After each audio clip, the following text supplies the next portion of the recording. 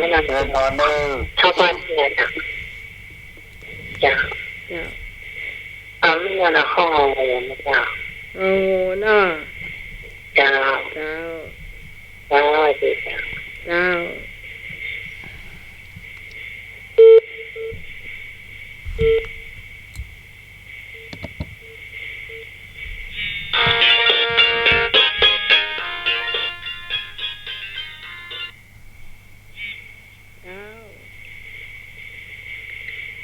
จ้ากราบพระสาท่านสมาร์กราบพระสาท่านทว่าเจ้าสวัสดีน้องหวานสวัสดีใครทำพวกธรรมะใครเครียดทุกท่านเจ้าพี่พรตอบข้องูเจ้าพี่พรก็งองูนะเจ้าชัดเจนดีเนาะพี่พรเนาะ092-643-6538เจ้าเป็นผู้ฟังสามารถโทรเข้ามาได้นะเจ้า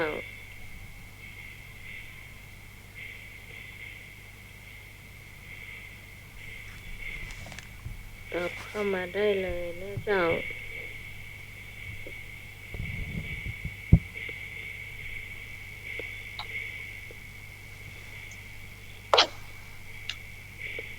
จะเปลี่ยนโทรศัพท์ก็ไม่ได้เพราะหมายบอกหมายเลขนี้ไปแล้วเนาะถ้าเปลี่ยนเดี๋ยวคุณผู้ฟังจะลืมเห็นว่าเปลี่ยนหมายเลขอ่ะมันมีเครื่องหนึ่งที่ใจฟังอ่ะ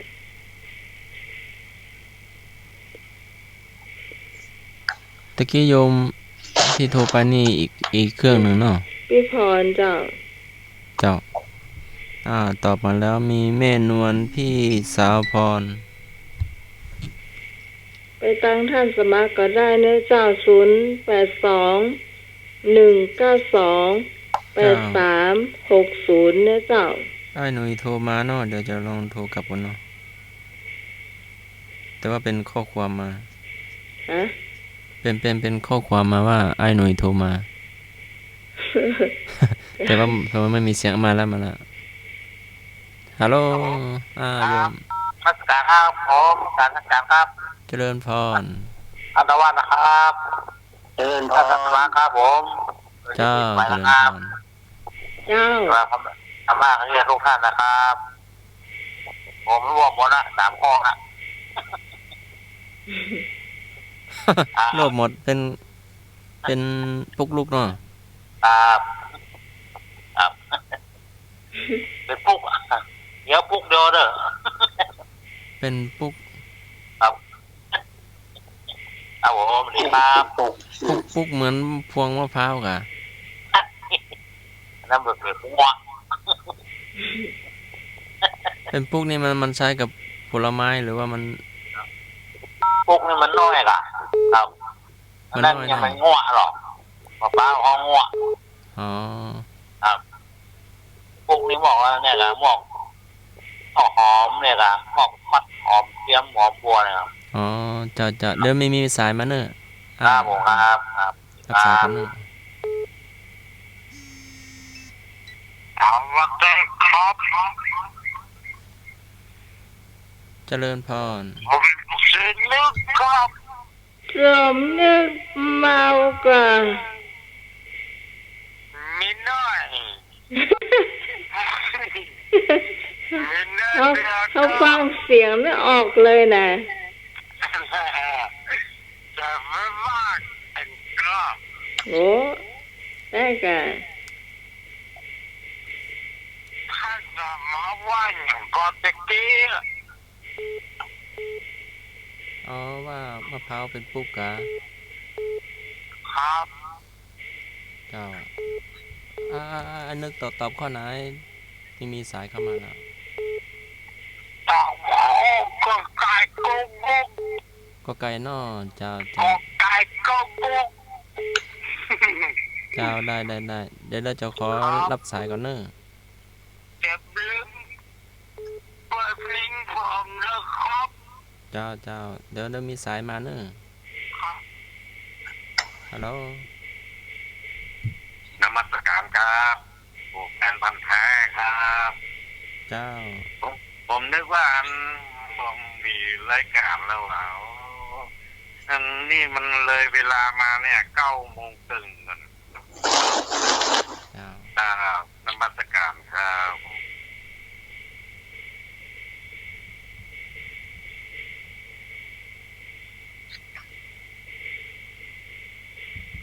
คุณผู้ฟังท่านไหนจะตอบต่อไปเชิญนะเจ้า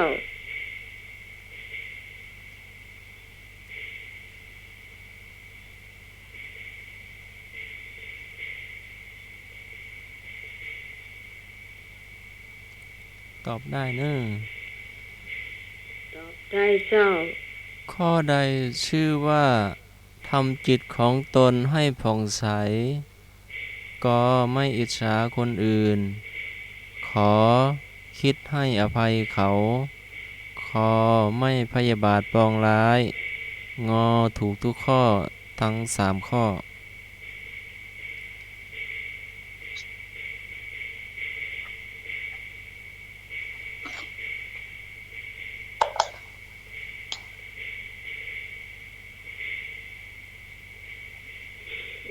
คำถามท่านสมัครต้องกัน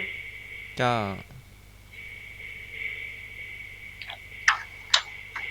ได้เวลาเฉลยเนาะข้ององูถูกทุกข้อก็มีแม่นวลพี่สาวพรอ้ายนึกเจ้าต่อไปพระอาจารย์ทวัฒน์ได้เมตตาถามเนาะครับอันธรรมะของผมถามเรื่องความอยากนึ่งครับผมอยากสปะความอยากใดจะเป็นวิภวตัณหาความอยากใดจะเป็นวิภวตัณหาก็อยากออกจากตำแหน่งเพื่อใครได้ตำแหน่งไม่ตายอยากออกขออยากมียศถาบรรดาศักดิ์ขออยากเป็นมหาเศรษฐีงออยากเกิดบนสวรรค์ความอยากใดจัดเป็นวิภวตัณหาก็อยากออกจากตำแหน่งขออยากมียศถาบรรดาศักดิ์ขออยากเป็นมหาเศรษฐีงออยากเกิดบนสวรรค์เป็นความอยากล้วน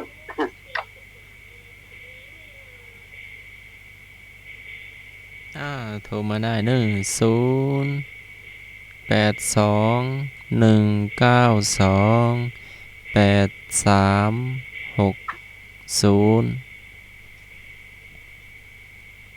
เบอร์เครื่องนะไหมเบอร์อย่างนะ092-643-6538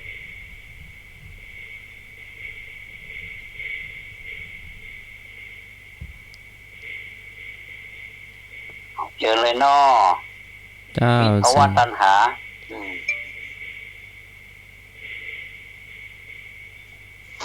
ครับพระอาจารย์ทบทวนคำถามครับผมครับความอยากใดจัดเป็นวิภวตัณหาคือความหมายของวิภวตัณหาน้อยเนาะวิภวตัณหาก็คือความทะยานอยากในการปราศจากภพหมายถึงความไม่อยากเป็นสมัครเปิดโทรศัพท์ถ้าสมัครเปิดโทรศัพท์เปิดแล้วนะแล้วครับเจ้าเอาเศรษฐีครับผมเดี๋ยวมาเศรษฐีเศรษฐีครับบอกควายน้องความอยากใดจัดเป็นวิภวตัณหาก็คือวิภวตัณหานี่คือความทะยานอยากในการปราศจากภพหมายถึงความไม่อยากเป็นนั่นเป็นนี่ไม่พอใจในสิ่งที่กำลังเป็นอยู่เกิดความรู้สึกเบื่อหน่ายต้องการผลักให้พ้นไปจากตนช้อยมีว่ากอไก่อยากออกจากตำแหน่งขอไข่อยากมียศถาบรรดาศักดิ์ คอควายอยากเป็นมหาเศรษฐีงองูอยากเกิดบนสวรรค์อ้าว อ้าว แฟนพันธุ์แท้ตอบข้อไหน นมัสการครับผมแฟนพันธุ์แท้ครับ อ้าวแฟนพันธุ์แท้ตอบว่าจะได้ มหาเศรษฐีนี่ผมไม่อยากเป็นครับ แต่อยากเป็นนั้นอยากมีสตางค์ครับร่ำรวยมหาศาลเลยครับเนาะครับนมัสการครับ อยากมีสตางค์มันมีในห่อนี่วันนี้อยากมีสตางค์เราอยากเป็นมหาเศรษฐีหน้าตาเดียวกันนะเนาะ ไม่ใช่ได้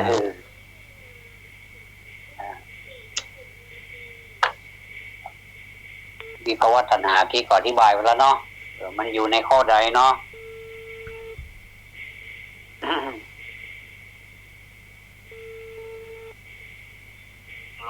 ฮัลโหลตอบว่าจะได้เนาะ เอาข้อขอใครครับผม ตอบข้อกับใครอ้า ขอย ใครอยากมียศถาบรรดาศักดิ์ ผม เนาะ มาครับผม ไอ้พงประสางเนาะโอ้มา ค ละ รับผมครับกราบไหว้สานะครับท่านทั้งสองครับผมกราบไหว้สาค อ๋ รั อบ เจริญพรเนอ เจริญพรได้พง ครับเอาวันนี้ผมมีสมัยตัวเนอร์ครับผม เจ้า เจ้า ไอ้พงเนาะพง เจ้าไอ้พง ภาษา เดี๋ยวแม่บุญมาแล้วเนอะฮัลโหลแม่บุญ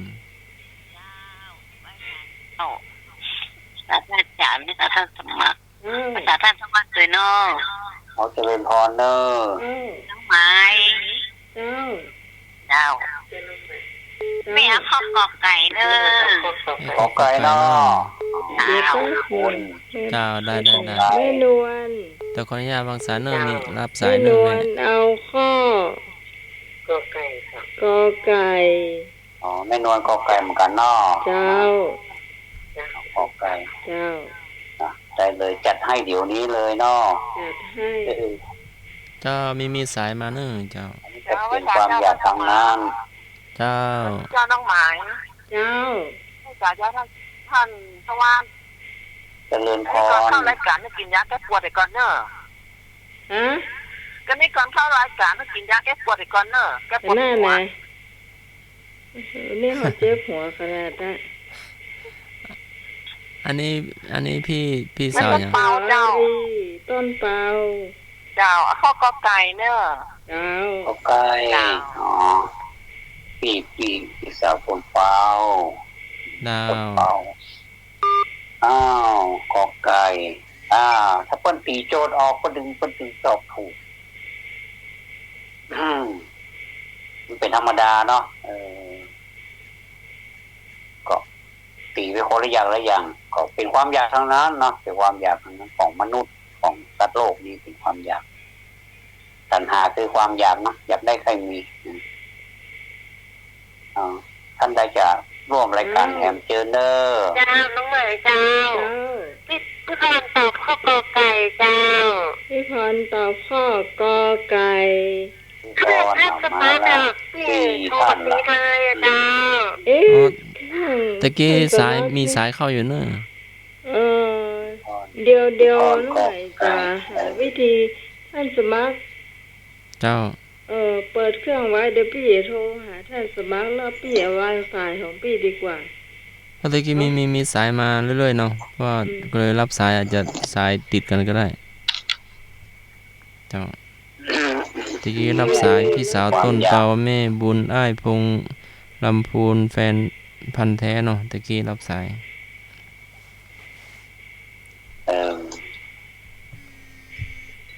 ได้ น่า ยั มาง ท่านสมัคร เจ้ามาแล้ว ได้ยินเนาะ เจ้าได้ยิน ได้ยินเสียงพี่ชัดเจนก่อน เจ้าได้ยินชัดเจน ชัดเจนโอเคเจ้า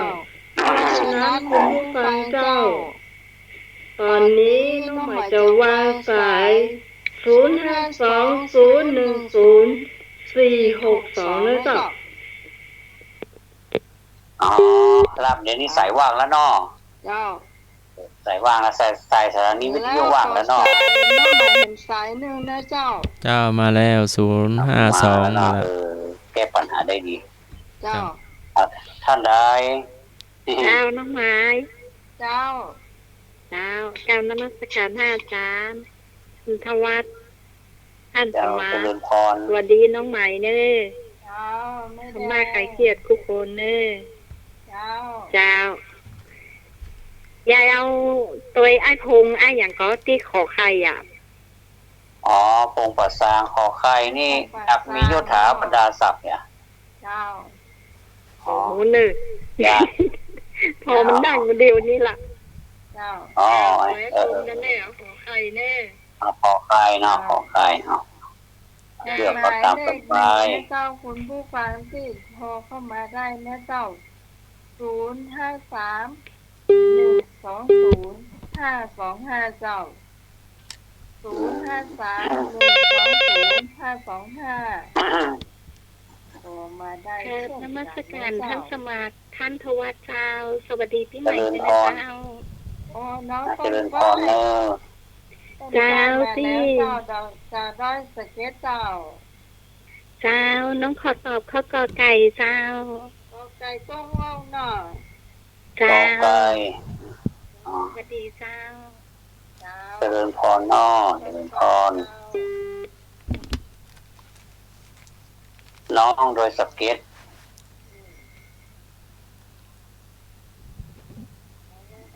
ท่านอามามเนอะเจิญเชื่อเขาเลยเนอะ พระสาเจ้าท่านพระพระอาจารย์ทุกลูกทุกโดนเจ้า เจริญพร แล้ว เน น้ อะ องหมายตัวโนเจ้าแม่ตอบข้อกอไก่เจ้า ก็ใจนอกไม่สมนอก เจ้า สม สวัสดี ไก่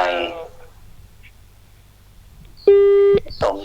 ไม่สมนี่อยู่ละปูนเนาะ ก็ไม่ค่ะทางโด อ๋อน ไม่ค่ะเอาละไม่สมโอ้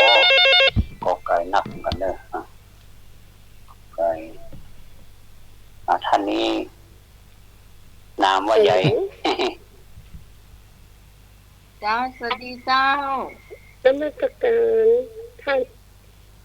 สมาท่านทวารสวัสดีน้องหมาย เจริญพรเนอะ เจริญพร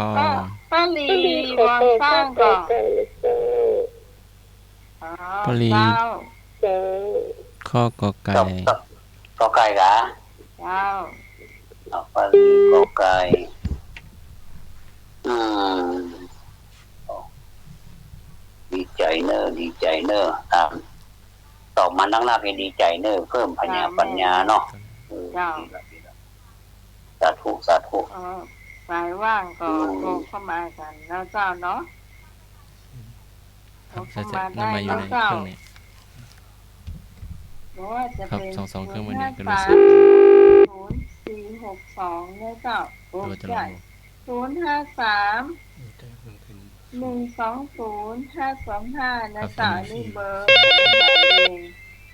แล้วก็052-010-462เจ้า วัดเด้อครับ อันนี้ จ่ายเนอะ แจกบ้านนะครับ ครับ โอ้ยเพื่อน อ้าว ว่า เดี๋ ใหญ่ ยว ฟุกเลือกคอยฟุกกับบ้านนะครับ เบอร์เนี่ย คอยฟุกกับบ้านนะครับ โอ้ยพวกเตอร์ สี่ เปิ้ล สี่ ครับ ครับ ไอ้นึก เครื่องนี้ จะเข้าไหน คอยฟุกกอไก่ครับ อ๋อมัดปุกกอไก่เนาะเอาได้เลย สมเนอกอไก่กอไก่นักเนอเดี๋ยวรอฟังคำเฉลยเนาะ เพราะว่าอาจารย์พระครูว่ามีอีกเบอร์หนึ่งเนาะ เบอร์ไหน 052-010-464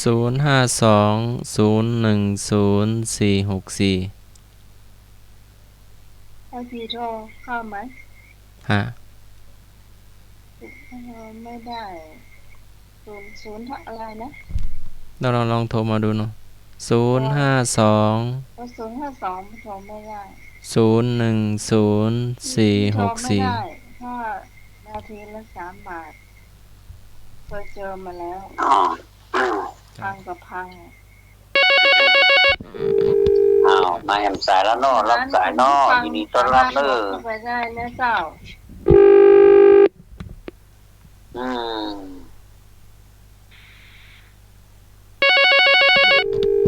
464นะเจ้า เจ้า เจ้า มาตรการก็ทำสมัครไปนะถ้าวัดก็น้องใหม่แน่ ไอ้บ่าวธงชัยบอก ไอ้บ่าวพงไซเนาะ ๆก็ไก่ครับ กอไก่เนาะ อันนี้ไอ้หยัง พะเยา ไอ้ เอกพะเยา ไอ้พระเอกพะเยา พะเยาเฮ้ เจ้า พะเยาฝนตกก็ วุฒินะครับผม พะเยาตกเนาะฝน ตก โอ้วันนี้ตกหนักเนาะ ครับผม นกนกกับ ฝน ยุ ตกหนักระมัดระวังเนาะระวังโรคภัยไข้เจ็บมันมากระโปนเนาะเป็นวัดเป็นอานเนาะระวังเนอะรักษาสุขภาพทุกท่านด้วยเนอะสุขภาพเป็นของที่มีค่า ท่านเพราะว่าได้ยินเสียงน้องชาติอยู่นะเจ้า เราได้ยินชัดเนาะ เจ้า เดี๋ยวนี้งองูยังมีเจ้าของทะลุได้ ฮะ อยากเกิดบนสวรรค์เนี่ย งองูมีเจ้าของเนอะจะเป็นข้อไก่ก็ส่วนใหญ่เลยก็แล้วแต่ท่าน แฟนมันแพ้น้ำใหม่อยู่ในสายอยู่เนอะ คือเอาเข้าไปที่ใส่ พอโทรมาเบอร์นี้เนอะไอ้ 0 เจ้า 52 010 462 ชด 010 464 2สายเจอกันนะเจ้า ว่าสายหัดสมัครหน้าใหม่อยู่ในสายเนอะ จะอยู่ โทรเข้ามาใหม่เนาะโทรเข้ามาใหม่เนอะ เจ้าเบอร์นี้เลยเนอะ052 010 462แล้วก็053 810 406 810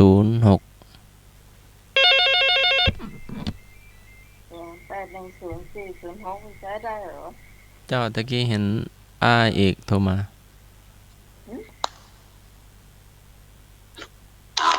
ฮัลโหล ว่ายาย นมัสการครับผมแฟนพันธุ์แท้ครับ เจ้า เสียงคุณพิสมัยเสียงก้อยครับ มันมาได้ยิน เสียงก้อย ต้องเร่งหน่อยครับ เสียงมันเหมียมันอย่างมันในลำคอคุณครับ เจ้าน มัสการครับ เจ้า เร่งมาคุณเนาะ เจ้า แก้ไขหน่อย ว่าเลิกมาชื่อตอบชื่อได้ ช่วงนี้เป็นวิชาธรรมะเนาะเป็นวิชาธรรมะวันนี้วันอาทิตย์ที่20 กันยายนวิชาธรรมะก็หูไว้ใช่ว่าเนาะเก็บผสมเล็กผสมน้อยกันไปธรรมะวันนั้นนี่ก็คิดอย่างใสเนาะแต่ว่าก็เป็นผู้เฒ่าวันนี้ก็เป็นธรรมะที่เราต้องเรียนหูเนาะนอกจากเนาะ ครับผม ต้องเรียนหูไป วันละเล็กวันละน้อยเนาะ ต้องเอาหน้าเอานิดหน่อยๆวันละหมด ให้หนุ่ยลองรายงานมาแล้วเจ้าว่าเสียงน้องใหม่ออกอากาศก่อนน้องใหม่ก็ได้ยินที่หูฟังเนี่ยก็ชอบจะดีเหรอ เจ้า ครับผมอันนี้ ชัดก็ ให้ผมรายงานให้เรา เจ้า เดี๋ยวนี้ชัดเจนดังขึ้นมาจากตะกอนนั้นบอกเขาได้ยินครับเดี๋ยวนี้ดังแล้วครับผม เจ้า เดี๋ยวนี้ปกติเดียวเลยครับผมครับ เจ้าขอบคุณไอ้เอก ครับ เจ้าเจ้า ครับ ไอ้เอกโทรมาเบอร์นี้เนาะ ขอบคุณมากที่รายงานมา ก็ ก็เร่ง ไปแล้วเนาะจะเจริญ ถ้าเร่งไปพระอาจารย์พ่อครูก็ว่าเครื่องจะลุนะก็เลยเอาอยู่ปานกลางเนาะถ้าน้อยไปก็เสียงไม่ได้ยิน ถ้าเร่งแรงไปก็เครื่องจะลุเนาะก็เลยอยู่กลางๆเนาะตอนนี้ จะได้ยินเสียงครับผมนิมนต์แล้วครับพระอาจารย์ เฉลยละก็คือ เนาะกอไก่นี่ที่ถูกต้องที่สุดก็คือกอไก่คือการอยากออกจากตำแหน่งนี่ก็คืออยากจะโป้นน่ะโป้นไปเหมือนเฮาอยากมันเป็นวิภาวะตัณหาครับอยากจะโป้นไปโป้นออกจากภพไปอันนี้ก็เปรียบครับการออกจากตำแหน่งนี่ก็คืออยากจะพ้นจากตำแหน่งก็คือข้อนี้เนาะกอไก่เนาะแต่ส่วนข้อขอไข่นั้นอยากจะมียศถาบรรดาศักดิ์อันนี้ก็แหมความหมายหนึ่งพอควายอยากจะเป็นมหาเศรษฐีนี่ก็ความหมายหนึ่งแต่งองูมีไผเลือกสักคนอยากเกิดบนสวรรค์ถ้าอยากเกิดเป็นมนุษย์เหมือนเดิมไม่ได้เนาะมนุษย์นี่ม่วนกว่าบนสวรรค์เหมือนกันเนาะบนสวรรค์มันสูงแล้วไปเนาะเขียวเฮ้ยเจ้าเสียงหน้าไม้หลุดไปนะบนสวรรค์มันสูงลำไปต่อไปต่อเลยบอกครับเพราะว่าอย่างไร4 ทุ่มละอะไรนะ4 ทุ่มแล้วได้อยู่กะเสียงน้ำไม้ได้กำลังได้2 ข้อเลย2 ข้อมันแก้เวลาได้ก็ได้เอาเลยเวลาได้เนาะครับผม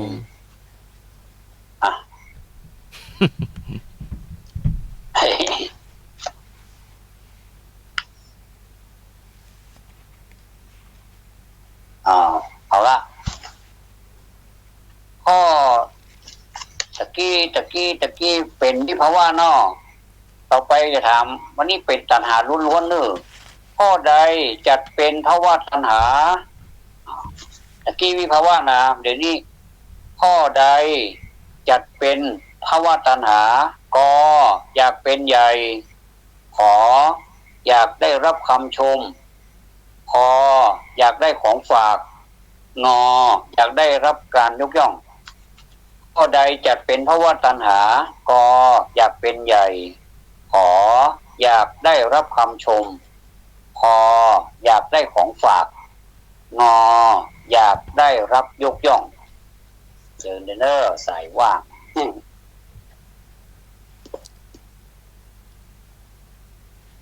ท่านใดบอกเข้าใจคำถามก็กรุณาบอกเนอร์จะได้ใหม่จะได้ทวนใหม่เนาะเป็นภาวะตัณหานะตะกี้เป็นวิภาวะนะอันนี้เป็นภาวะตัณหาเนาะเชิญท่านแรกเชิญเข้ามาเลยแล้วน้ำมันแสกขันครับสวัสดีครับ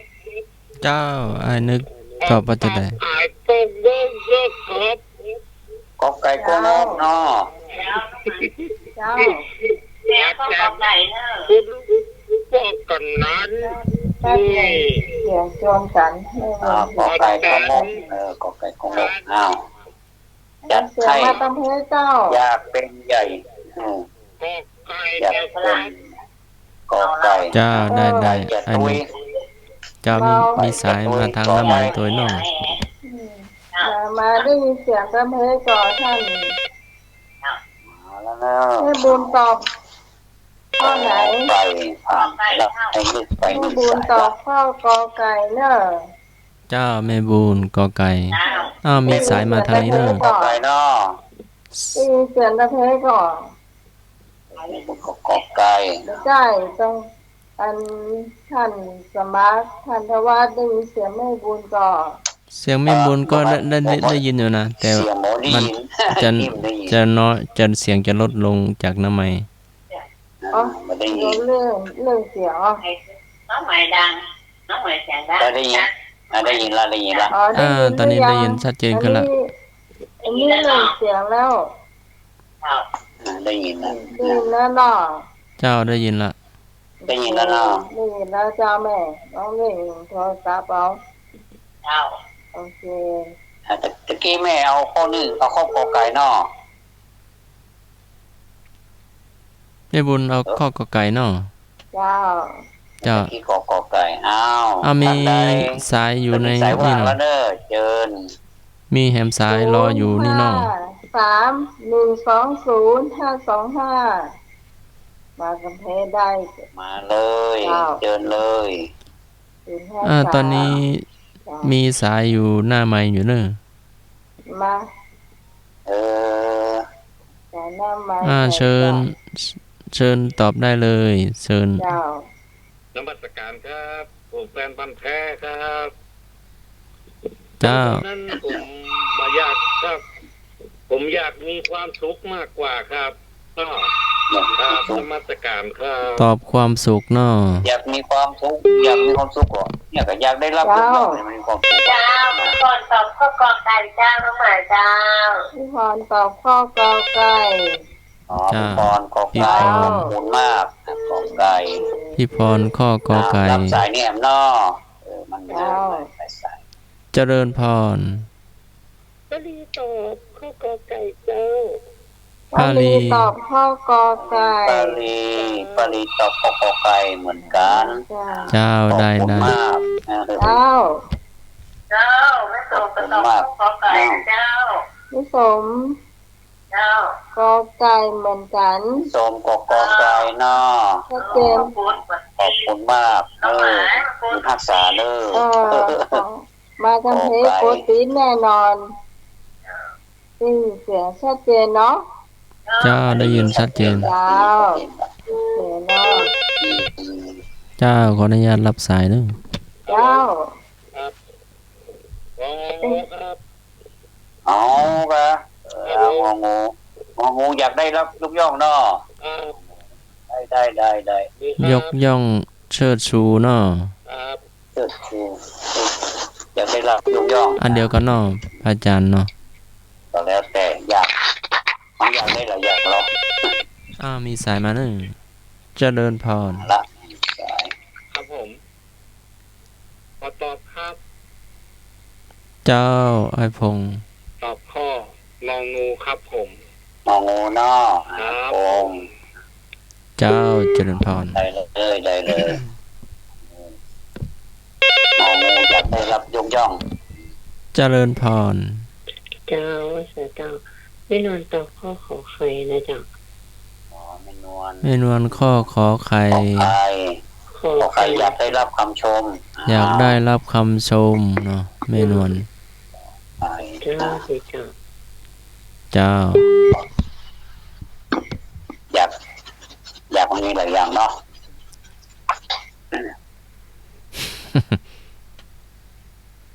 ช่างคนที่แกงนี่เพราะว่าช่วงทำมาเนี่ยฟังได้ยินชัดเจนนะเจ้าเจริญพรนมัสการท่านสมัครแล้วท่านธรรมะสวัสดีนะเจริญพรเจ้าให้บอกดอกแดงต่อข้อควายครับควายให้บาดอกแดงข้อคอนี่อย่างหน้าพระอาจารย์ควายอยากได้ของฝากเนาะของฝากนี่ก็คือความอยากเหมือนกันอาจารย์อยากได้ของฝากของอาจารย์สมัครอยากได้กันเนาะครับผมใครก็อยากได้หรอแต่มันอยากได้โอละอย่างมันเป็นความอยากหมดเลยได้ใครจะอยากได้อย่างแหมมาเลยเจ้าน้องต้นฝ้ายมาหรือยังข้าวขอไข่มาแล้วน้องต้นฝ้ายเจ้าข้าวขอไข่นะเจ้าไข่เนาะไข่นี่อาจารย์อยากได้รับคำชมคำชมเนาะรับคำชมต้นฝ้ายอยากได้รับคำชมอันนี้ก็เป็นความอยากอย่างนึงซึ่งเป็นนิสัยของมนุษย์กูโคนะหลอดแต่ว่าแล้วนะเจ้าสวัสดีเจ้าน้องหมายเจ้าข้อกอไก่นะเจ้ากอไก่พิสารีต้นเตาเจ้าพิสาต้นเตาพิสารีกอไก่อยากเป็นใหญ่จ้านี้เต้าเตี้ยน้องใหม่ฟังตันพ่อมาตันพ่อช่างจะได้เป็นเจ้าอันนี้วางไว้เรียบร้อยแล้วโอ้ช่วงธรรมะเนอะเอาเก็บสะสมไว้เนอะเก็บสะสมไว้อนุโมทนาเนอะ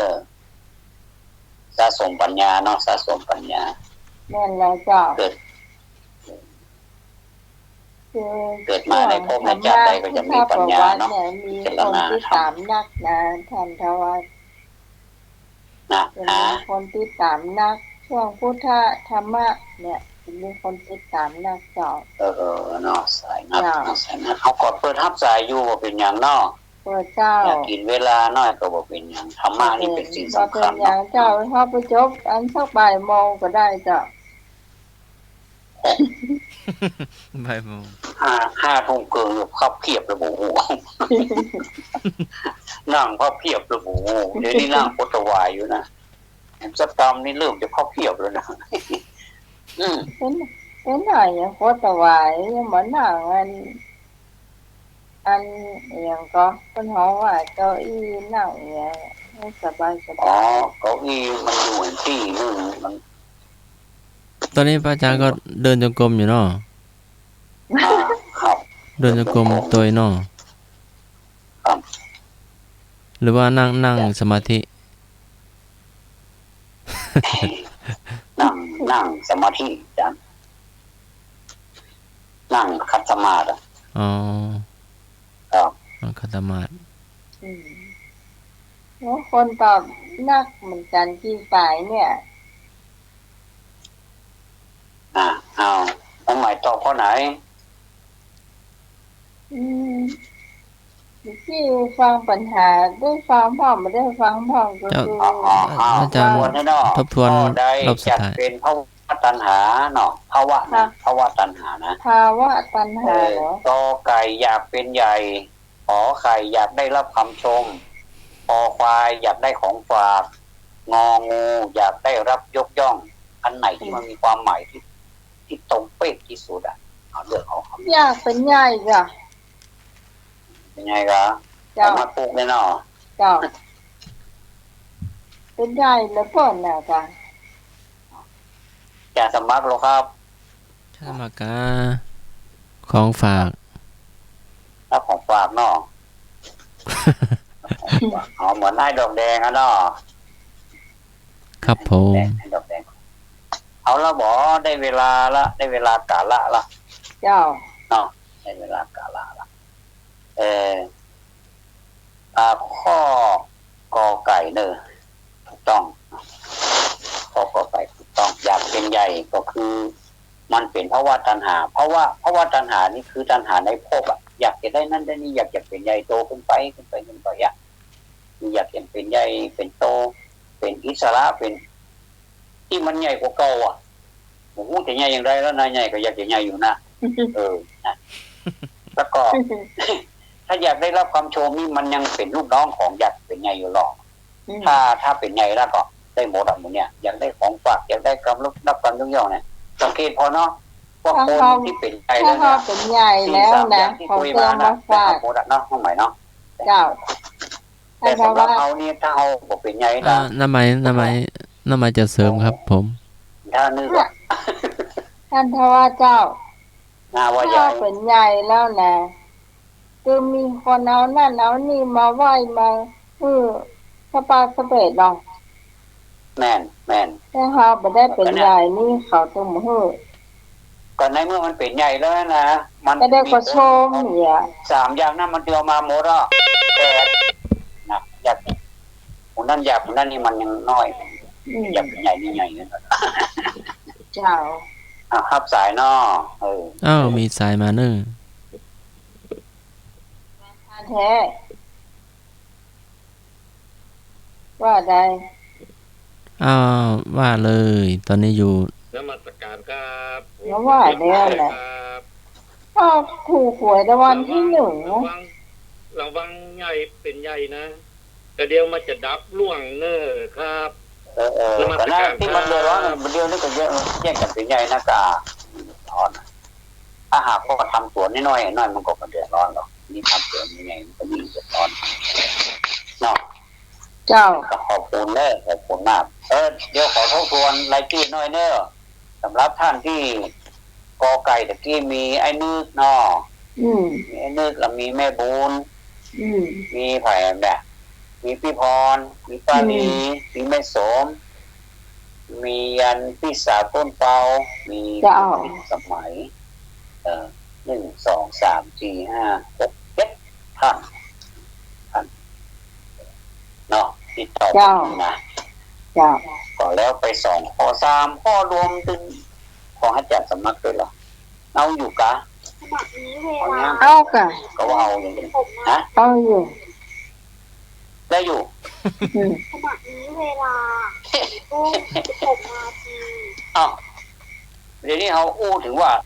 เรื่องเงินเรื่องทองนี่เป็นของสำคัญเนาะเอาอีกเดี๋ยวนี้จะให้มันมีความสุขเกี่ยวกับการเงินกับทองพ่ออะไรเป็นเหตุให้เกิดความสุขทางใจนอกจากสมัครเนาะครับผมอะไรเป็นเหตุให้เกิดความสุขทางใจก็ใช้จ่ายทรัพย์ขอใช้ชีวิตพอเพียงขอมีสุขภาพแข็งแรงมีทรัพย์สมบัติเอาเข้ามาเลยนี่แข็งง่ายหน่อยอะไรเป็นเหตุให้เกิดความสุขทางใจก็ใช้จ่ายทรัพย์ขอใช้ชีวิตพอเพียงขอมีสุขภาพแข็งแรงมีทรัพย์สมบัติแล้วสายแรกมาเลย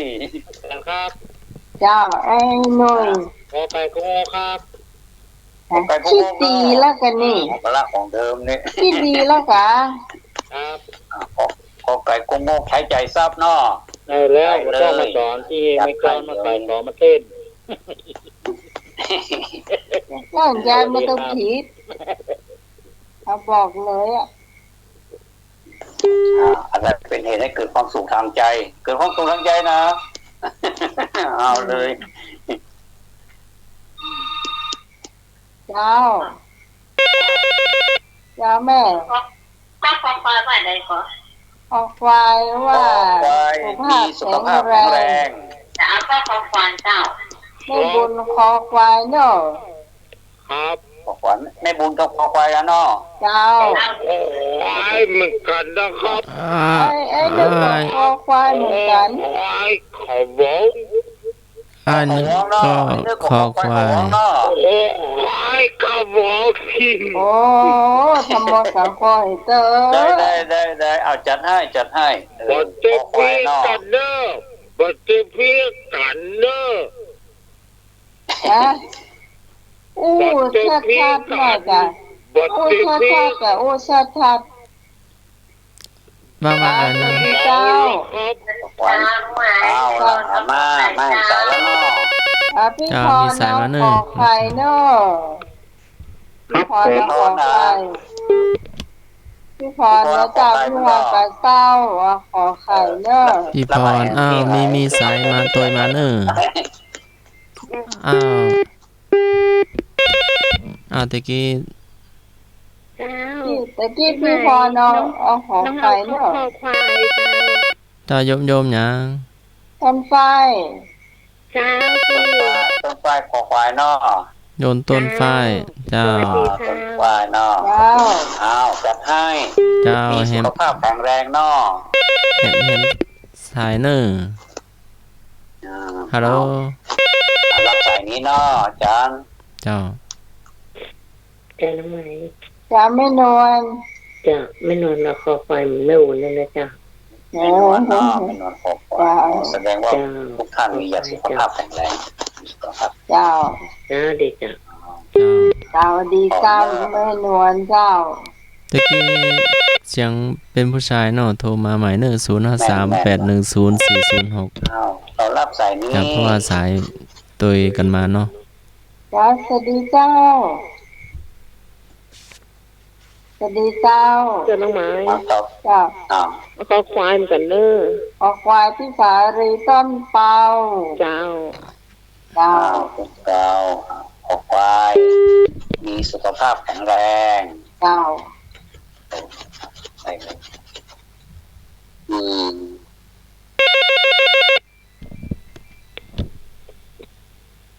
สวัสดีเจ้าฮัลโหลขอควายครับควายบาทพงชัยขอควายครับมีสุขภาพแข็งแรงครับเจ้าไอ้บาทพงชัยไม่อ่อนเจ้า เป่าธงชัย ดอกแดงกะ ธงชัย สุ ธงชัย ขภาพแข็งแรง อ๋อธงชัยนิยม เจ้าสวัส รั ดี กษา เจ้า ดีเนาะ คอควายนะครับ อันนี้ให้บ่าวดอกแดงดอยสะเก็ด แม่ เจ้า ดอกแดงตะกี้เอาสับกันมาแต่เนอะสับ เจ้า เกิดอาการงงหมดเลย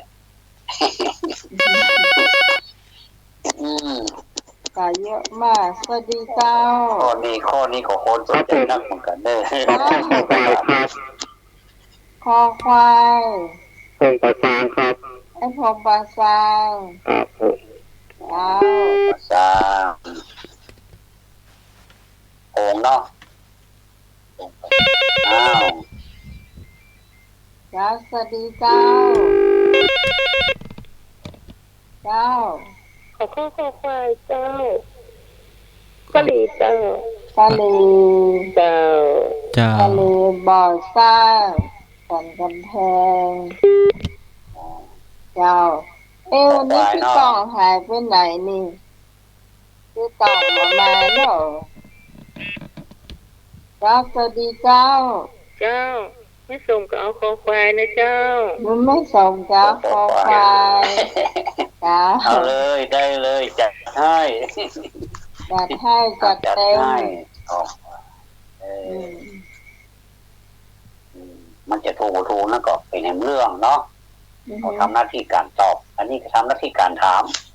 ส่วนปัญหาจะถูกมันหน้าที่ของคนตอบคุณ เนี่ย แบ่งหน้าที่กันเนาะแบ่งหน้าที่กัน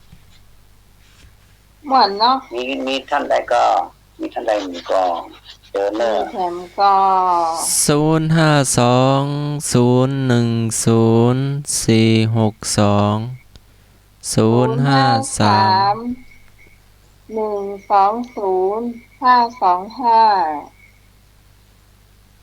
เลขที่คุณผู้ฟังจะโทรเข้ามาได้เนื่องจากเราชัดเจนเหมือนกันเนาะเป็นสองสาย นี่มีครบหมดละแต่ขาดงองูมีทรัพย์สมบัติแสดงว่าไผ่ประสนเท่าไรเพราะมันบอกเกิดความสู้ทางใจเท่าใดก็หา มีหน้าใครเป็นตู้ก็หาเนาะ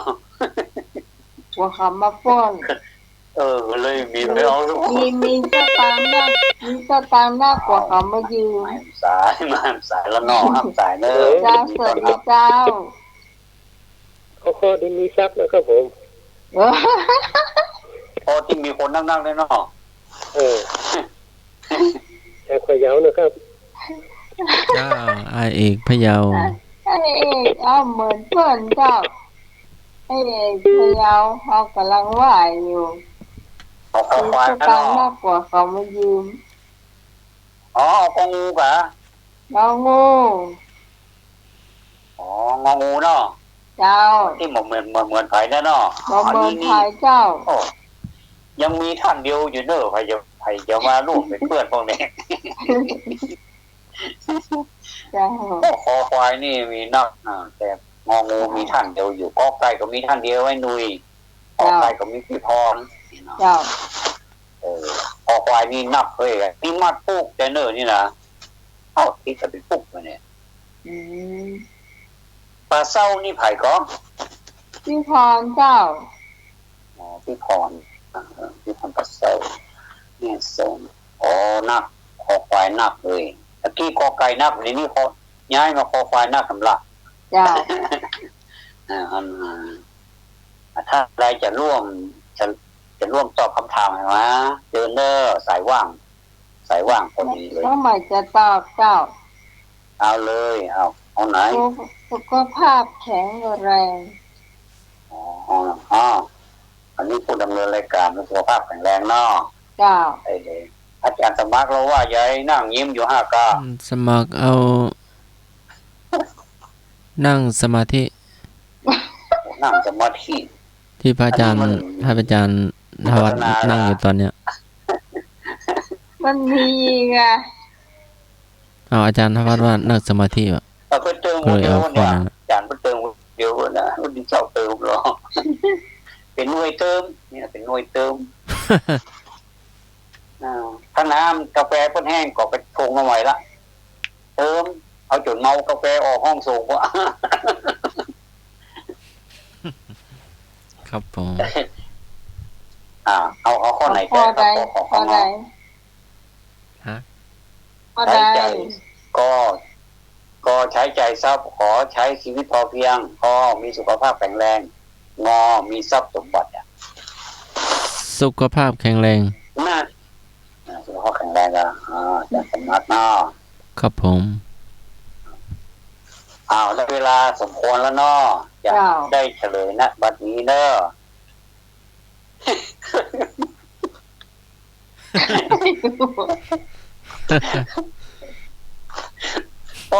วันนี้ไอ้หนุ่ยพระเอกเว้ยวันนี้ไอ้หนุ่ยพระเอกกับข้อเนี่ยมีข้อเดียวแล้วคนเดียวไอ้หนุ่ยเนี่ยมันที่เป็นพระเอกเด้อใครเป็นพระเอกอันนี้มันแค่พระเอกนี่เป็นนางเอกเว้ยพี่พรเด้อตะกี้พี่พรขอใครมันก่อนแม่นพี่พรเอาขอใครพี่พรอยู่คนเดียวหนึ่งเดียวเท่านั้นที่ขอใครนี่คำตอบก็คือใช้ชีวิตพอเพียงอันนี้เป็นเรื่องของสุขภาพใจโดยเฉพาะเมื่อสุขภาพใจมีแล้วสุขภาพก็แข็งแรงเนาะอันนี้เป็นมันต้องมีต้นเหตุก่อนแล้วมันถึงมีผลมีเหตุดีแล้วก็มีผลดีเนาะใช้ใจทรัพย์นี่ยังแบบเจสุกนะมีสุขภาพแข็งแรงนี่มันก็เป็นความสูงนะแต่มันเป็นความสูงทั่วไปแต่ถ้าจะให้มันเจาะจงในแต่นั่นก็คือใช้ชีวิตพอเพียงเนี่ยเป็นความสุขที่เป็นแบบมัชฌิมาปฏิปทาที่พุทธเจ้าสอนไว้นะเป็นความสุขทางใจดีที่สุดเลยเนาะพี่พรถูกอยู่คนเดียวพี่พรคนเดียวแสดงความยินดีที่พี่พรเนอะสาธุอันนี้นี่ตามที่เป็นเฉลยเนอะป้ากับป้าหมอเจ้าพี่พรนะเอาละกะพอละยังอยู่กะดูนานแล้วดูชุ่มซาแฝดชั่วโมงครึ่งเดี๋ยวจะ5 ทุ่มแล้วเนาะต่อไปเขาจะประชาสัมพันธ์สักเล็กน้อยนะป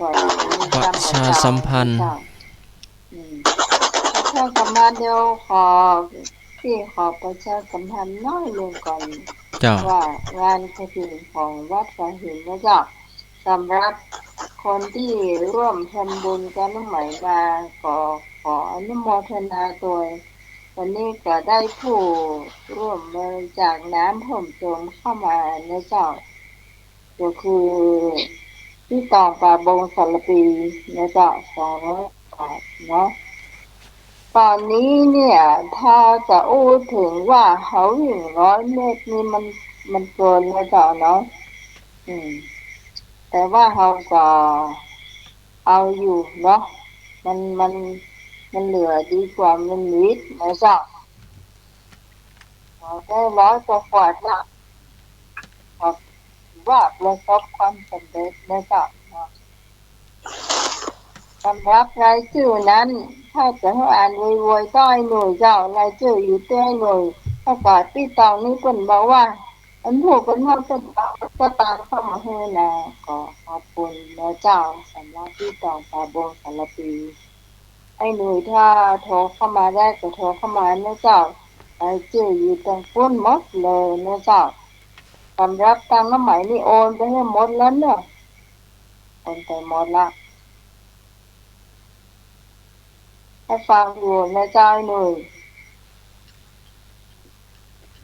ไปจังไรล่ะ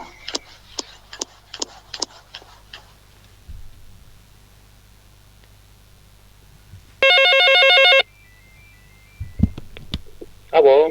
ครับแล้วที่อ่านบนนะครับเนาะ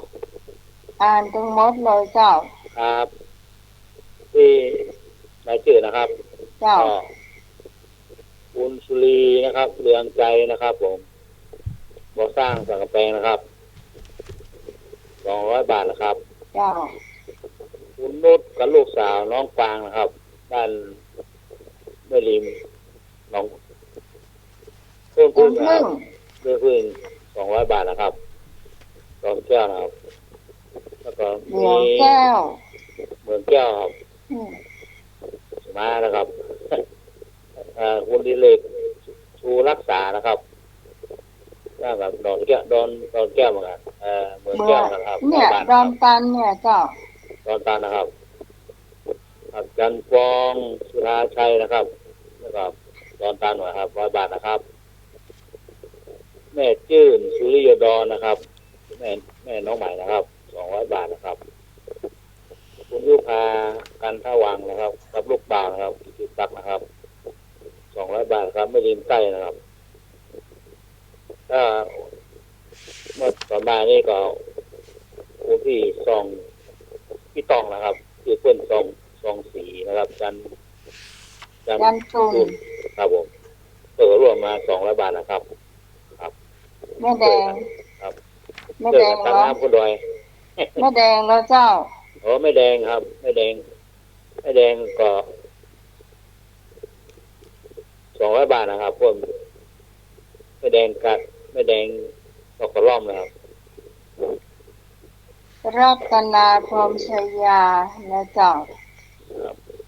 มาจดทั้งหมด แม่รัตนาพรหมชยานะครับ เป็นเลขาที่ผมได้เหลืออะไรเลยนะ พี่หนุ่ยจดเพิ่มเติมเนาะที่นาหมายบอก ครับนี่ได้ครับผม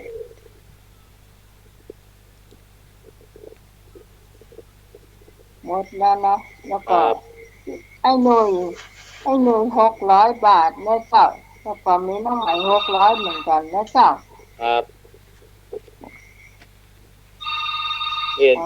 ช่วยตั้งน้ำคุณดอยนะครับน้อง สวัสดีเจ้า ระมัดระการครับผมแปลพันแท้ครับ เจ้าว่าได้เจ้า จะไปเจอกับเที่ยงวัดป่าหินครับไปร่วมงานกับหญิงวัดป่าหินเลยครับเอาสลับปาเพื่อนน้องหมา10แกนเนาะไหนเอาที่ไหนเซเว่นกูเลยอ่ะ จะซื้อที่วัดป่าหินน่ะกัน บ่มีซื้อเซเว่นไปเลย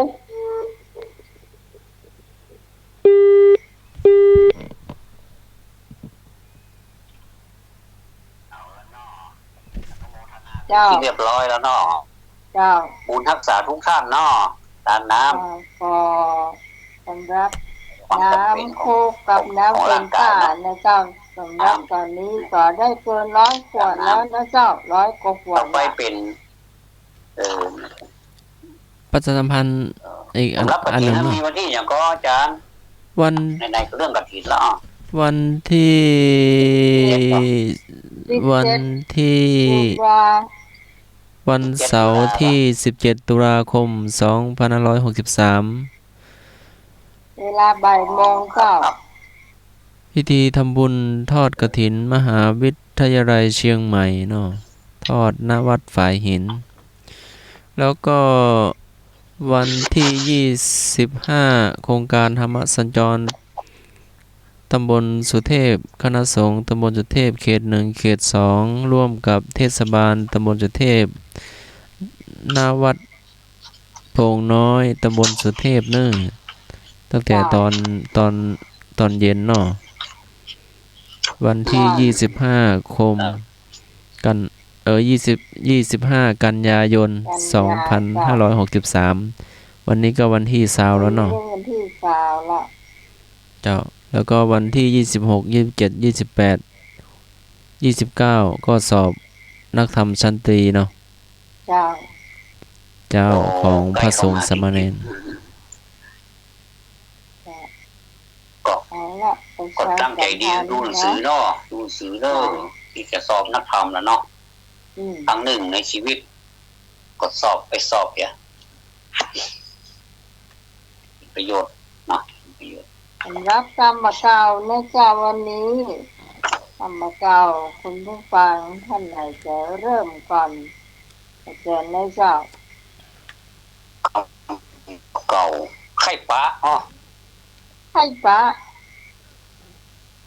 ก็บอกเก่าหวะไข่ พ ป อ ลา ไม่ เนี่ย แน่เจ้าเนาะให้ปะสักกรรมเนาะ ไข่ปลาสักกรรมเราอยากไข่ปลา ไปจะฮื้อความหมายของว่าคำว่าไข่ปลาเนาะเดี๋ยวเราจะต่อท้ายทีหลังไข่ปลาจำมาเจ้านะเจ้าสามารถโทรเข้ามาได้นะเจ้า053-120-525-052-010-462นะเจ้าปะแป้งแก้พื้นคันครับความหมายมีหลายในครับครับผมมีหลายในอย่างอาจารย์มีสายมาเนอะแค่ปลาจำอยากเจอสักครั้งจะแม่นกว่าอยากเจอสักกรรมเนาะอยากเจอสักครั้งแม่นกะอยากเจอสักครั้งอยากเจอสักครั้งนะมันบ่เจอนะกะแม่นกับเจ้าก็แม่นนะกะก็ไข่ปลานี่ก็แม่นนะไข่ปลาเนี่ยเดี๋ยวถามต่อถามอาจารย์สมัครปลาส้มปลาเส้งเนี่ยมันหมายความว่าใดอะไรนะปลาเส้งอันนี้พี่ต้องเลยเนี่ยอาจารย์สมัครนะปลาส้มปลาเส้งปลาทรงปลาเส้งปลาทรงปลาเส้งอย่างวะปลาทรงปลาเส้งเดี๋ยวเอาปลาทรงปลาเส้งอย่างก่อนวันนี้เอาไข่ปลาก่อนเนาะพี่ตะกี้พี่ตองอย่าพี่ตองจ้าพี่ตองกะพี่ตองว่าไข่ปลานี่หมายถึงให้เจอไม่ได้เจอกับเตื้อนะเนี่ยนี่ก็เสียงเนี่ยมาเจอกันเนี่ยไข่ปลาตัวนมัสการครับแฟนพันธุ์แท้ครับทุกคนจะมีความหมายเนาะไข่ปลาครับไข่ปุ๊บไข่ปลาครับนมัสการครับไข่ปุ๊บกะจ้าแฟนพันธุ์แท้ไข่พบไปเจอไข่พบไข่ปลากับไข่ปุ๊บไข่ปลาไข่เจอเจ้าครับผมเซไปกดเซมาเซไปก็เซมาปลาส้มปลาเส้งเซไปเซมาพี่ตองว่าปลาส้มปลาเส้งนะเป็นถามเซไปเซมาหมายความว่าใหญ่หรอเซไปเซมาหรอเอาสองที่เล่ากันน่ะที่เล่าเที่ยวมาตัดกองที่ว่ามันเที่ยวไปทางหน้านี่ก็ไปทางซ้ายขวาอย่างนั้นนะครับมาถึงบ้านเนาะก็ไปยังหน้าแล้วถอยหลังสองเนาะครับผมไป29ปิ้ง49บ่รอเตครับเทียบว่าเจอไปเจ๊งเด็กกับหมอเลยแต่พาเข้ามันหมายความว่าอย่างนึงอันนี้เดี๋ยวพระทรงเสียงหมายความว่าอย่างว่าเจ๊งกับหมอเลยนี่ว่าใครเนาะไม่ได้บ้านนะหมายไม่ได้บ้านหัวก็พอได้เหรอมันน่าเข้าเดี๋ยวบ่ซื่อนะเนาะเจ้าบ่ซื่อมาแล้วเนาะปัดเชิงคนว่าเราเจ้า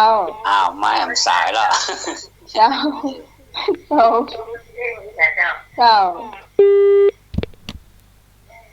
ว่าอะไรก็เจ้าปัญหาหรือว่ามันมีสองปัญหาเดี๋ยวนี้ก็คือไข่ปลากับปลาทรงปลาเส้งเอาอันใดก็ได้ภาษาพี่ตองว่านะมันว่าจะไหนปลาทรงปลาเส้งมาพี่ตองว่าอะไรต่อปลาทรงปลาเส้งหมายความว่าอย่างไร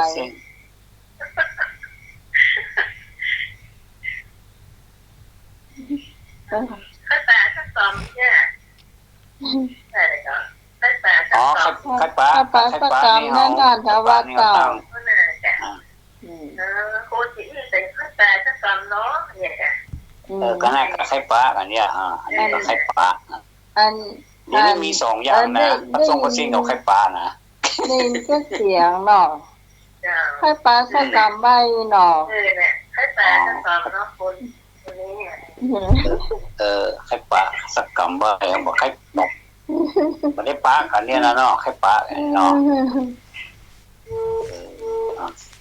เจ้า แล้วน้องใหม่ว่าไงนะแค่ปะเนี่ย ฮะ แค่ปะเนี่ยความหมาย บ นี่ อกแค่ปะ เนาะเอาครับ ครับผม เอา เอาครับยังพูดกันเนาะ แค่ป้านี่มัน แต่เพื่อนมานะ ทำเมื่อเขาอ่ะ แค่ปะสัก ครับไปยืนรอคือแค่ป้ากำมืออ่ะ เจ้า สวัสดิการได้การตั้งใจครับ อืม ตีไปตีมาเหมือนกับผู้นอกนะครับผู้ทั้งมวยนอกนะครับครับนอกตีไปตีมาเนี่ยครับนอกอ๋อเตะไปเตะมา แค่ป้านี่น่าแก่เลยเนาะอ๋อ แค่ปะ เนี่ย โอเค เนี่ยแต่เงี้ยพุ่งนะแค่ป้าจะกำเลยล่ะ เอาบอกคุยแน่ แค่ปะสักของ เจ้าวันที่สอนลูกคุยลูกตั้งหลัง เขาบุมห้านะปันห้าเนาะฮะ ไอ้หนุ่ย แค่ปะ แค่ป้าจะ เจ้าก ำมา วัน บุ ที่ ม เอา ห้า ลู นะ กคุยสอนตั้งหลัง แค่ปะสักกองเลยเหรอมือชิมนิ้วไว้อย่างนี้อ่ะเปียกเกือกโลดนู้นักกีฬาเก่าใหญ่เลยได้ที่หนึ่งตลอดด้วย แค่ป้าจะกำตาของ เปียก หาย เกือกโลดเนาะ ไปได้บุกเกินตอนไปสักบาทแค่ป้าจะกำมา ปะสักกองเนาะ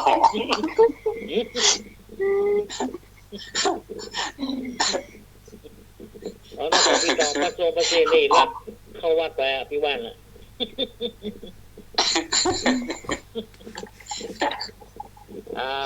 ก็ส้มเส้นที่ตองว่าใหญ่ก็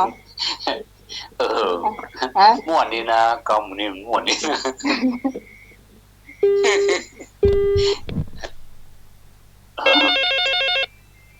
เอามา เจ้า เจ้าน้องไหม เจ้า บางเปิ้นก็ม่วนดีอ่ะ อู้แน่พูดเลย โอ้ก็บ่ค่อยจ่างเลย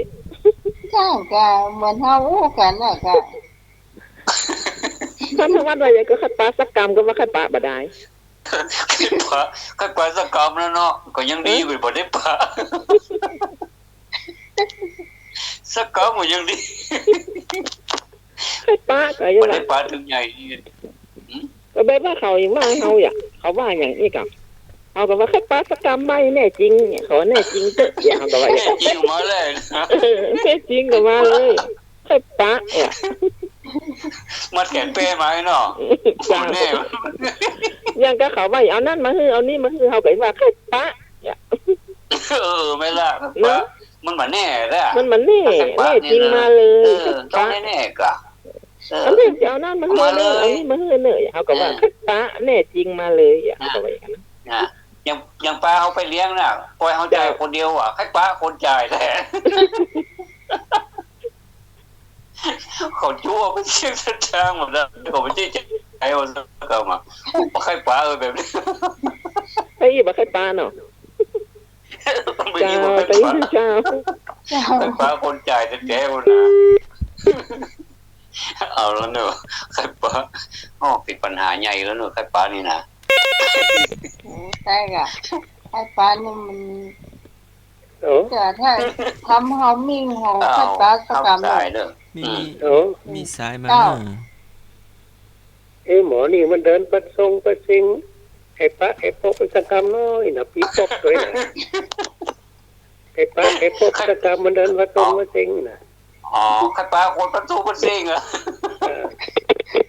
เป็นโจรเลยกันก็ฟ้อง โอ้ย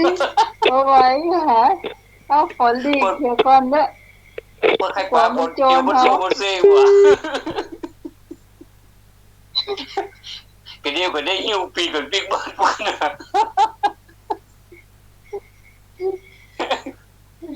ไอ้เอกพะเยาวเนี่ยดูพี่นะ เอกคือปลาคนประตูประเซงวะ มี น้องไม้ เจ้า เจ้า อันอย่างก็ไข่ปลาไอ้กะ เจ้า ใครปลาวะ โอ้ไข่ปลา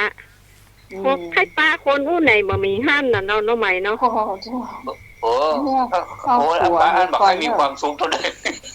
ฮะ ค่กลัว ป้าค ก่อน น รู้ไหน นะ เมียนี่โอ้บอกให้ม่วนมันให้มีความสุขตัวใดเนอะ แต่กะคนอู้ไหนมามีหั่นที่เขาว่าอู้ไหนมามีหั่นเฮาล้อเปิ้นก็บ่มาให้ปะกองกีดสวรรค์เลยหรอเขาตีกันนะฮะ คล้ายๆลักษณะอย่างนั้น ปะกองกีดสวรรค์เลยเขาว่าอู้ไหนมามีหั่นน่ะ จะห่อเขาหนึ่งกับกินห่อหนึ่งได้กัน แม่ ที่ว่าอย่างอย่างห่อเขากินไปดูนี่ เจ้า ว่าอย่างนี้อย่าง แม่ไม่ได้ ใจคนกินข้าว เอาก่อนจะเอาข้าวนึ่งเป็นที่แม่ห่อแล้วเปล่ามันสัก เอาหมอหายใจเอาแม่แจกไปเรื่อยๆ นี่นะอย่าห่อ ประเดี๋ยวนี้มีหลายอย่างนะน้องไหมหมูนึ่งก็มีชิ้นทอดก็มีนะปลากองกีดไม่จะแจกละ อ๋อแจกกันเนาะ เจ้าน้ำพริกขาดเลยเนาะ เจ้า ที่ขาดด้วยอ๋อมี เดี๋ยวใคร ปี ว่า น้ำปลา อู้ ด้วย ไหน เด้อ เฮียเนี่ยมอกะจะได้เข้าตัวเก่าเนี่ยมอกะ เข้าตัวเก่านั่นน่ะอยู่ เจ้า ได้ น้องไหม เจ้า ไปไปแล้ว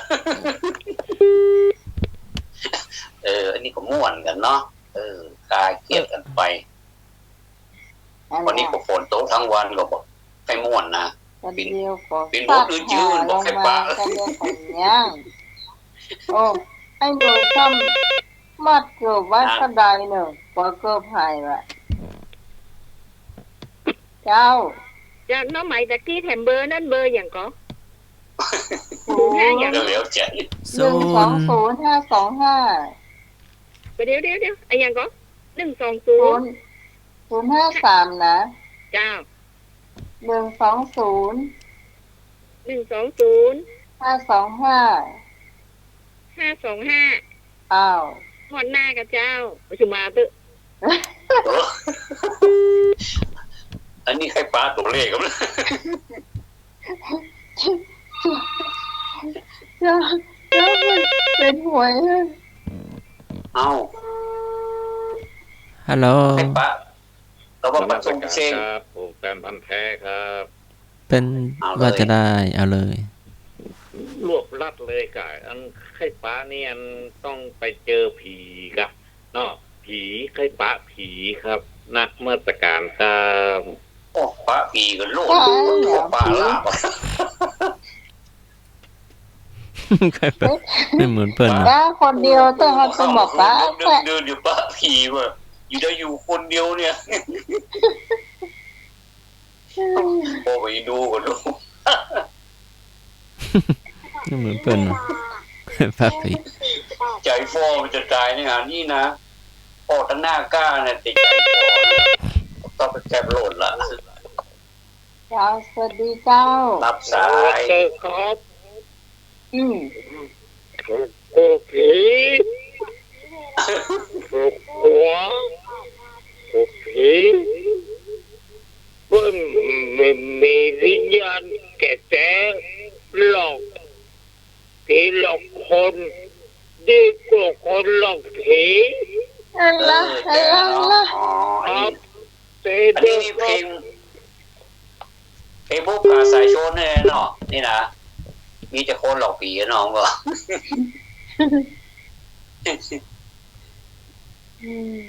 อ๋อไอ้นี่กลัวคนหลอกผี เอาให้หน่อยวันเนี่ยนะเจ้าเจ้าสวัสดีเจ้าเจ้า ภาษาอย่างภาษาลักแต่ว่าภาษาโลด แต่ปะอะไรอย่าง ลักแต่ว่าภาษาโลด อันนี้จังไหนเจ้า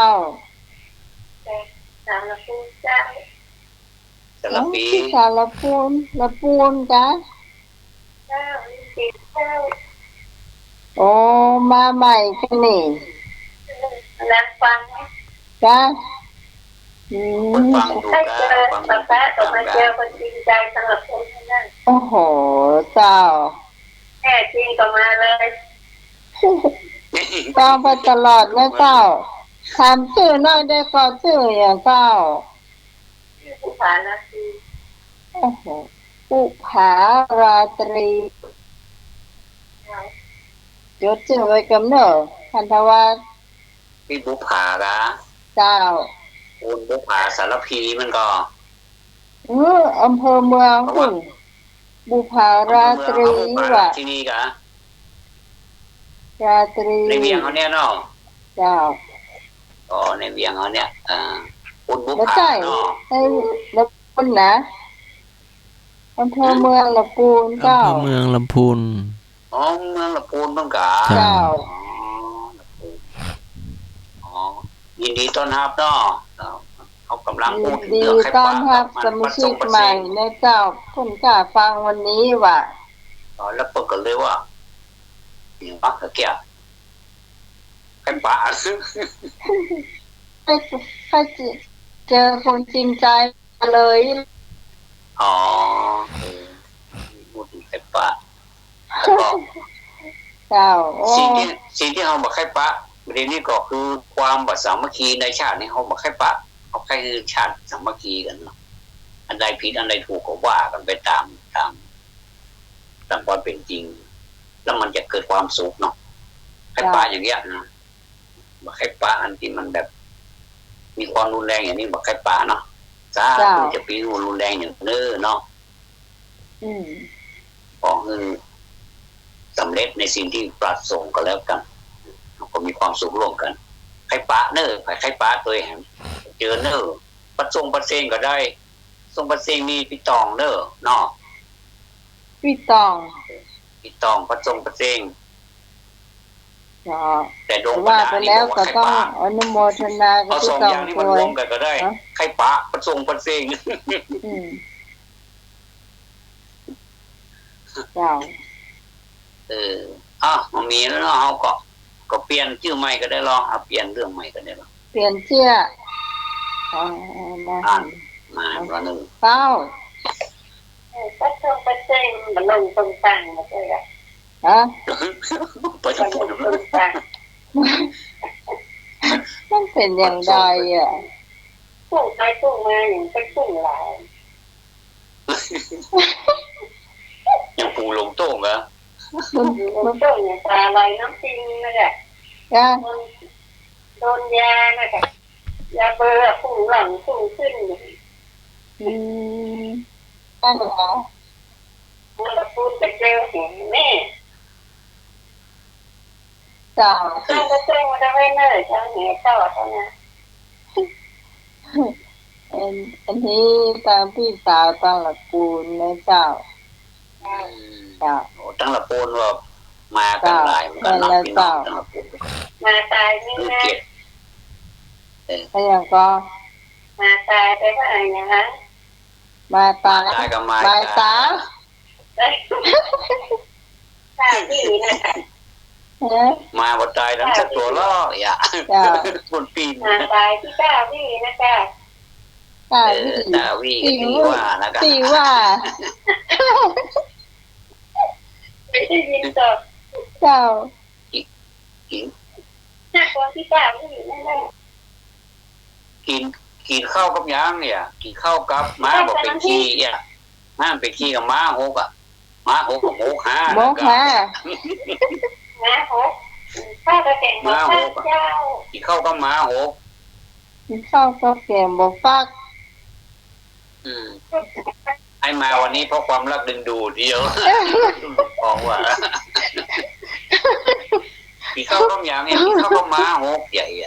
ม้าบอกเป็นขี้เจ้าม้าหกกับหมูขาเลยก็โอ้ทุกคนนี่สุดยอดเลยเนาะให้ป่าแกงยังก็แกงปัดนี้จะปัดนี้เอาละอันนี้แกงนี่เราไม่เคยได้ยินเนอะแกงปัดนี้เสร็จปัดนี้แกงยังนะเน่าแล้วเนาะได้เว้ยเจ้ามีสายมาเนอะมีสายมามีสายเนาะลองว่าเนาะอยู่หน้าไม้แล้วเนอะนมัสการครับผมแฟนพันธุ์แท้ครับตีอูมานั่น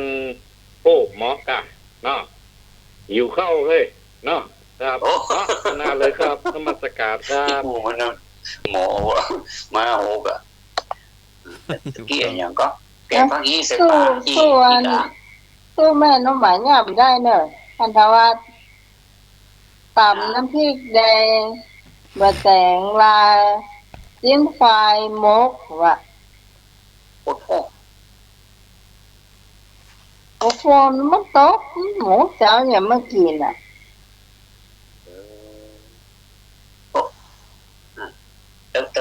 แล้วกันนั่นรอที่แกงผักอีใส่ปลาจีนั่นเนาะมันหมายความว่าใหญ่นะเขาแปลไม่ได้อ่ะโอ้ยแกงผักอีใส่ปลาจีเจ้าลองอันปีนเหรอแกงผักอีใส่ปลาจีแกงปลาจีแกงปลาจีใส่ผักอีนี่ก็ปีนนะเอาง่ายๆพญาเปลือกเฮ้ยมันพญาหม้อมันตัวว่าน่ะพญาเปลือกได้ปิดจะกินน้ำไหลแก้วแล้วไปหากระตองพญาเปลือกไม่ใช่ก้าทำไม่ใช่แปลกอ่ะ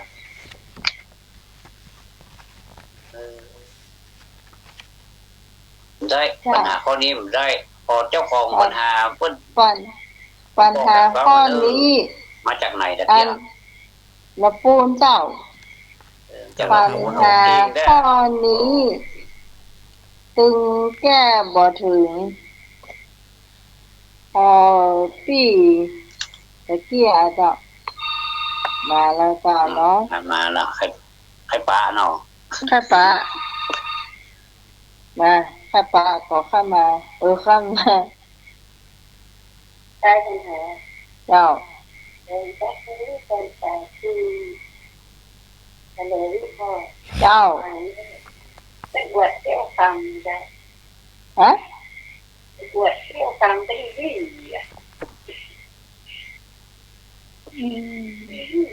แกงตะกี้ตะกี้เที่ยวใช่กับเป็นบวชเที่ยวฟาร์มเพิ่นตอนนั้นมันเที่ยวว่าวปะจี้เนาะมันยี่เขี้ยวเนาะเจ้าเดี๋ยวพักนี้ปะจี้เอาการเลย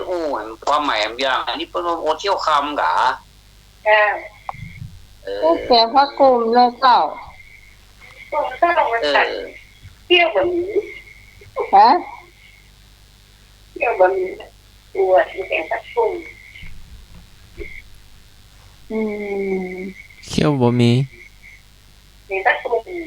มันดีไปได้แกมาใส่ปะจี้เดี๋ยวนี่เขี้ยวเสร็จแล้วเนาะเขาท่าได้ไม่มาใหม่แต่ลูกสานี่ค่อนข้างเก่งเนาะมาเท่ากิจกรรมเนาะธรรมดาเลยนะเนาะมาบ่อยๆกันแล้วกันเสาร์อาทิตย์นะเจ้าตั้งแต่3 ทุ่มถึงเที่ยงคืนเจ้าเสาร์อาทิตย์หน้าก็มาฟังต่อนะเจ้าเนาะเงื่อนใส่ปาจีอันนี้กับละปูเนาะเก็บไว้เนาะเก็บไว้ละปูนั่นก็ปูนเจ้าชื่ออย่างไรฮู้นะชื่อปะนะบุภาราตรีคนเดียวกันกาแก่เจ้าบุภาเฮาจากตัวเมืองอำเภอเมืองใจธรรมดาเลยเนาะจังหวัดลำพูนเป็นรายการใหม่เจ้าเป็นรายการใหม่วันนี้วันแรกคุณฟังเนาะโอ้โหแล้วก็ใจกล้านะโทรเข้ามาเลยแกงเขาเนี่ยใส่ปาจีเป็นว่าอวดเที่ยวขำแกงมะฮีอ่ะก็แกงมะฮีเนาะนี่ซาปาจีเจ้ามันได้ยี่2 เตื้อเนาะแกงมะฮีเนาะใส่ปาจีอ่ะเนาะเจ้ามันได้ยี่2 เตื้ออวดเที่ยวขำหรอก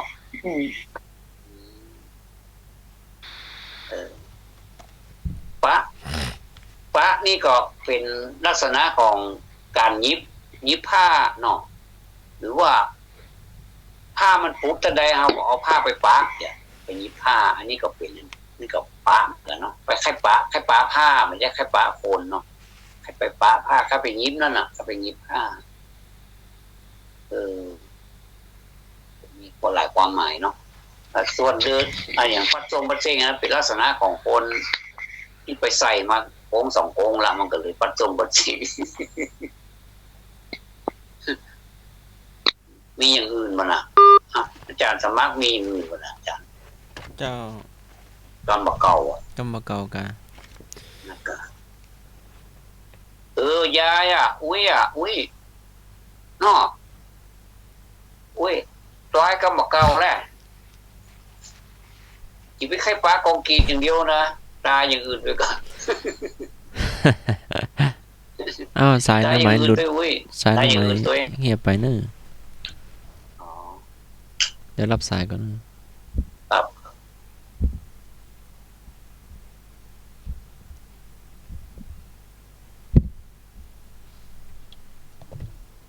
โอ้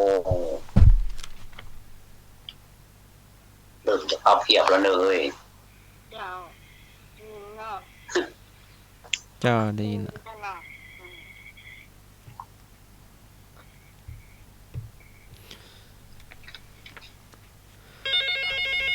มีสายมาเนอะเจ้าฮะเรียบร้อยเนาะนี่ผมมีอย่างนะครับแกย้อนกินข้าวเพราะปีเดือนวันว่าได้สัมพันธ์อยู่ที่อายุครับผม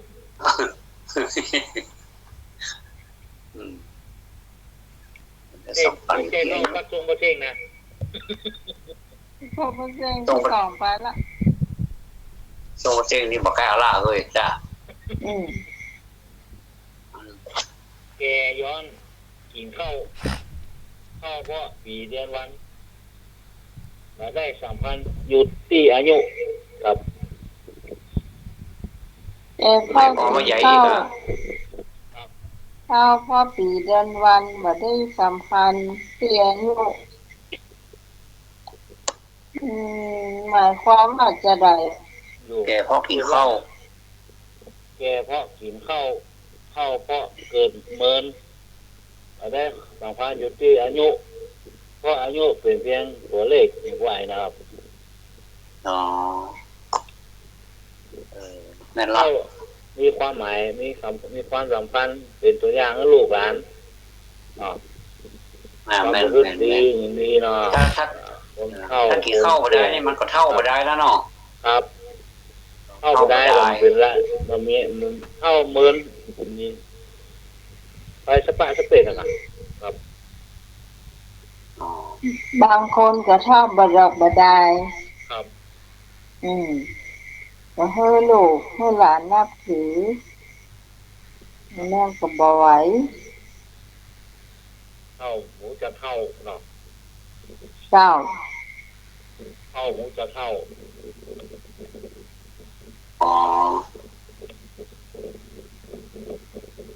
ก็ห้องลุงโคนมั้ง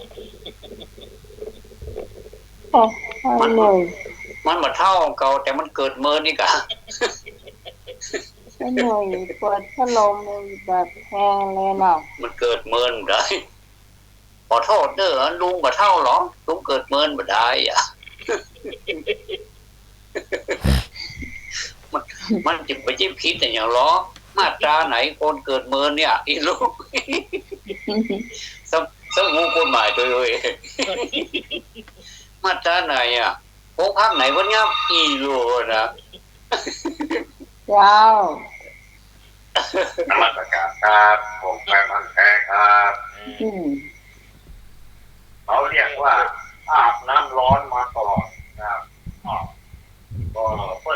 นเฒ่าเพิ่นอาบน้ำร้อนมาก่อนครับนี่ยังคิดใช้อยู่ครับตามมาตรการครับ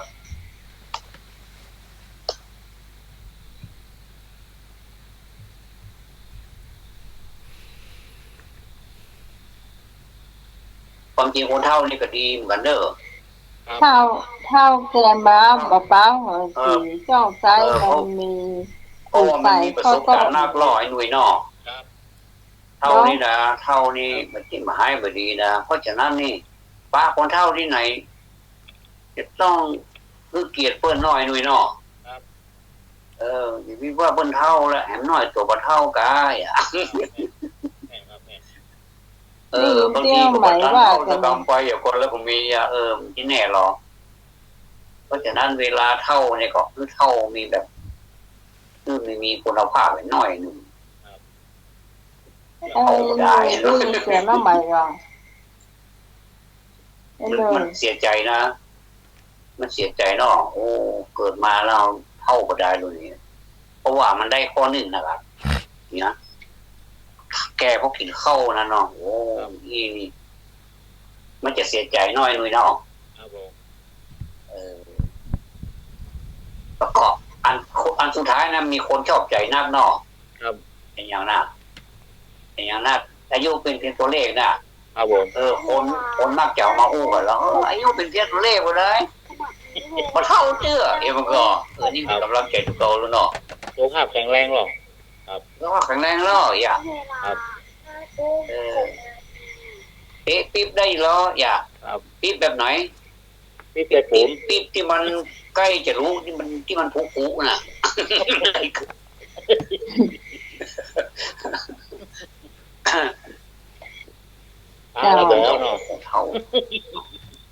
เจ้าครับเราเจ๊ะระบอเราเจ้าคงตัดไปเราเจ้าคงตัดไปก่อนว่าเขาจะไปช่วงความจริงคนเท่ากับรอนี่ต้องเกี่ยวข้องอย่างอ้อก็บอกแต่ว่านี่สบายแล้วเนาะทีนี้เราจะไปช่วงหัวเพลงก็ยังมีข้อเสนออื่นอยู่ก็พอดนะครับ เจ้าบาปเป็นบุญคุณละโทษเนี่ยบาปเป็นบุญเป็นหนังหูบาปแลกบุญบาปเป็นบุญทำไมเรื่องบาปและบุญบาปเป็นบุญคุณละโทษเจ้าเราจะได้ต่ออาจารย์อธิบายหน่อยหรอบาปและบุญคุณและโทษเป็นไงว่าจะบายน่าจะครับเจ้า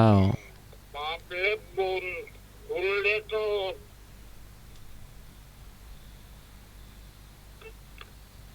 เนี่ยครับ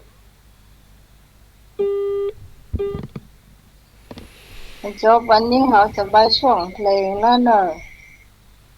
เพราะว่าตะวันก็ไม่ได้เปิดนะอธิบายขอเพลงทั้งหลายก็เกี่ยงฟังเด้อสำหรับข้าพเจ้าขออนุญาตกันเด้อถ้าเพียบมางอลงแล้วเด้อโอ้ยดูเตอร์เนาะก็ขอนมัสการท่านพระครูเนาะท่านพระครูสมุวิสุวัฒน์นะครับผู้อำนวยการสถานีวิทยุแล้วก็อาจารย์สมัครเนอร์ของนมัสการเนอร์ครับผมขอความเคารพอาจารย์ครับพรอยู่มีสมัยนอกทุกท่านเนอร์ที่ร่วมรายการวันนี้หากผิดพลาดประการใดแล้วก็ขอสุมาด้วยเนอร์หมอห้ามนอนเกิน4 ทุ่มเกินเลย4 ทุ่มเกินมาหลายคืนแล้วเนาะนั่นละมันบอกไปไหวแล้วเป็นพันเนาะขอบคุณเนอร์เจริญพรเนอร์เจ้าขอบคุณท่านทวัฒน์เหมือนกัน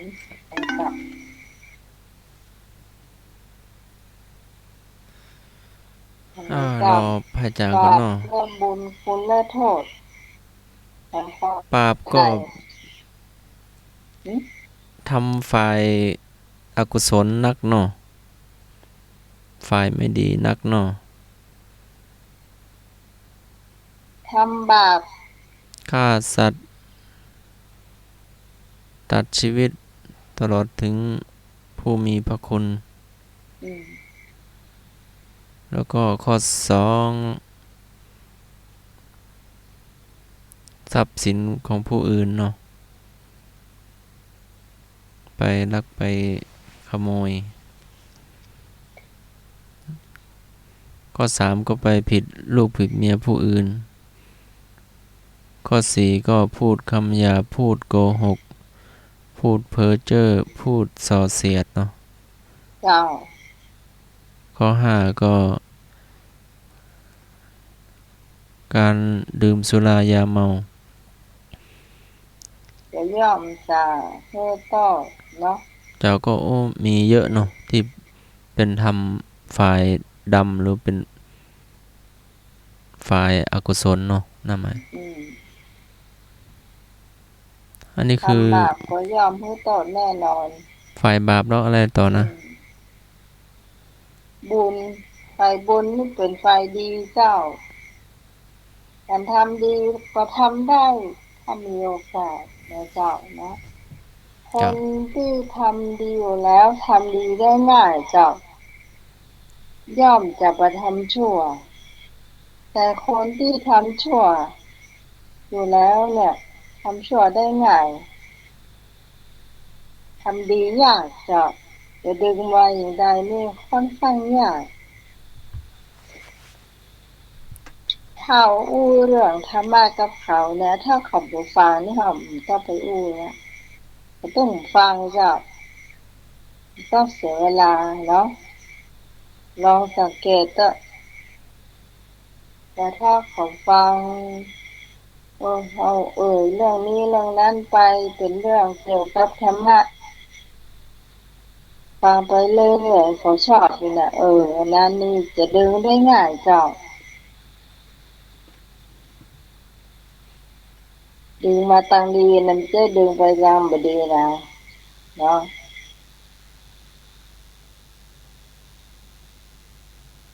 เจ้าช่วงนี้เราจะไป